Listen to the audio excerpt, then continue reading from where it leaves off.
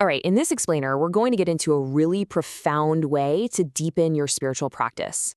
We're going to move beyond just the surface level stuff, the rituals, to really understand how you can form a genuine, resonant connection with what the original teachings call the triple gem. So, does this question hit home for you? It's something a lot of people run into. You can be really dedicated, but eventually you just hit a wall.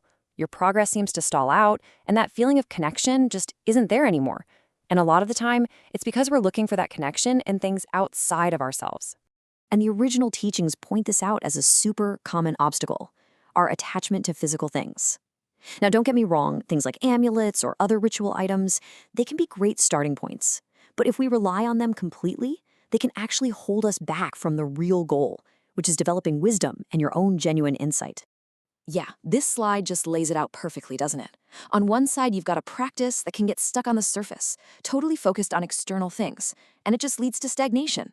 But on the other side, you have the goal, a true connection. And that's all about what happens inside. Transformation, direct experience, and the real insight that comes from it. That's where the lasting change happens. Okay, so if external objects aren't the final answer, how do we build that bridge to a deeper connection? Well, according to the original teaching of the Lord Buddha, there is a very specific key. We're talking about a precise method that was discovered and fine-tuned through a ton of careful, hands-on testing. And listen, this isn't just any old chant or mantra. It's described as a highly precise tool. The teachings explain that a whole lot of different Pali phrases were put to the test to see if they could actually create this connection. But only this one, the recollection of the triple gem, was found to work consistently, like a direct bridge from your mind to this natural force. Now, this is where it gets really, really interesting. This connection, it's not presented as something that's, exclusive to just one group of people or one particular faith. Nope. It's framed as something much, much bigger than that. So the teachings ask this exact question, and the answer is honestly pretty mind-blowing. It totally expands the whole idea of what the triple gem even is. So here's the absolute crucial point. We're not just talking about a religious idea here. In this teaching, the triple gem is described as a universal energy, a fundamental part of nature itself. Think of it like a natural law, like gravity. It's just there, and it's accessible to anyone who knows how to connect to it. And if you want powerful evidence for this, just look at the Patrika Buddha. Think about it.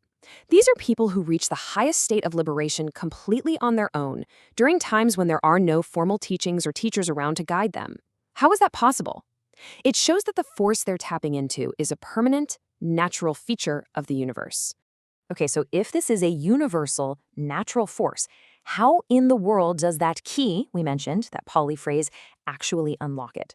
Well, the mechanism, as it's described, is all about a really unique understanding of language, our own consciousness, and this idea of resonance.